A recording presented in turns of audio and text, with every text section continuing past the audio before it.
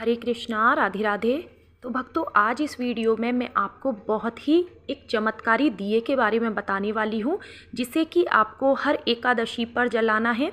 ठाकुर जी के सामने, विष्णु भगवान के सामने आप अगर ये दिया जलाते हैं तो इससे प्रभु की बहुत ही असीम कृपा प्राप्त होती है और आपका घर धन धान्य से भरा रहता है। जी हाँ, तो मैं यहाँ पर लाई हूँ सूखी हुई तुलसी की लकड़ियाँ। अक्सर लोग क्या करते हैं, जब तुलसी जी सूख जाती हैं तो उन्हें या तो जल प्रवाहित कर देते हैं या कहीं भी इधर उधर जो है मिट्टी में फेंक देते हैं। तो आप बिल्कुल भी ऐसा ना करें और आप अगर ये दिया जलाना शुरू करेंगे तो आप देखेंगे आपकी आर्थिक स्थिति बहुत अच्छी होने लगेगी। आपके घर में स्थायी लक्ष्मी का भी वास होने लगेगा। तो चलिए अब मैं बताती हूँ आपको ये दिया आपको किस तरह से जलाना है। तो देखिए, सबसे पहले तो आपको सूखी हुई तुलसी की इस तरह से लकड़ी ले लेनी है।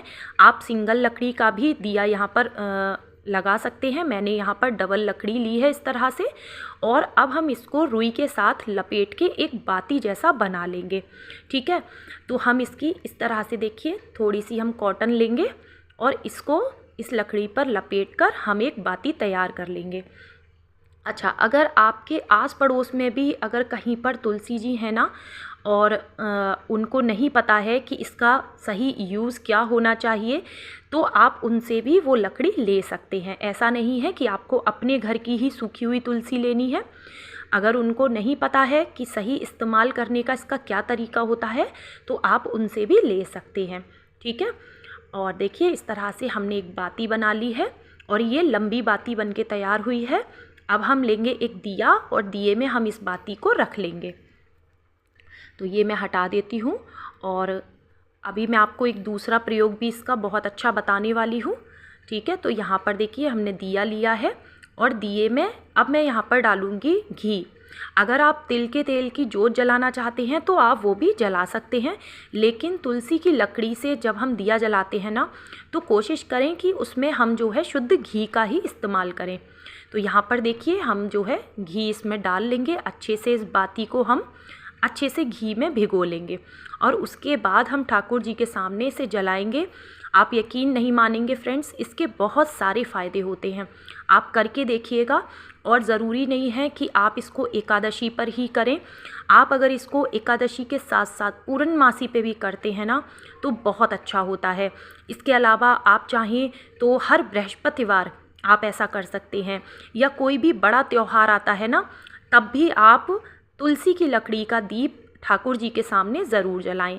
यहाँ पर मैं हल्दी से थोड़ा सा इस तरह से दिए का पूजन कर रही हूँ, क्योंकि जहाँ पर हल्दी का हम इस्तेमाल करते हैं ना, वो हर एक चीज़ ना बहुत शुद्ध हो जाती है और उसकी ना जो पावर होती है ना वो बढ़ जाती है।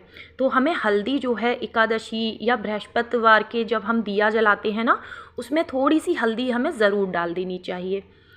तो देखिए यहाँ पर कितनी आसानी से ये दीप प्रज्वलित हो गया है और इससे विष्णु भगवान जी बहुत प्रसन्न होते हैं। तो आप ना इस तरह से दिया जलाएं और ठाकुर जी की आरती करें।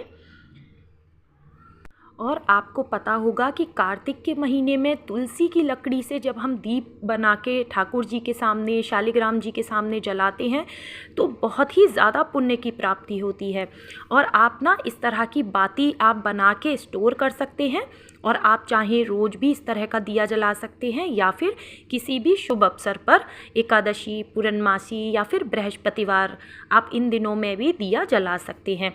इसके अलावा आप तुलसी की लकड़ी को ना अच्छे से पीस लें और इसको ना आप हरी चंदन, जब आप चंदन लगाते हैं ना ठाकुर जी को, आप उसमें इसको मिलाकर अगर लगाएंगे ना, तो इससे भी हमारे श्री हरि, हमारे ठाकुर जी बहुत ही ज़्यादा प्रसन्न होते हैं। तो अगर आप उनकी कृपा पाना चाहते हैं और चाहते हैं कि ठाकुर जी हमसे सदैव प्रसन्न रहें, तो तुलसी काष्ठ का चंदन और तुलसी जी का दीप आप उनके सामने अवश्य जलाएं।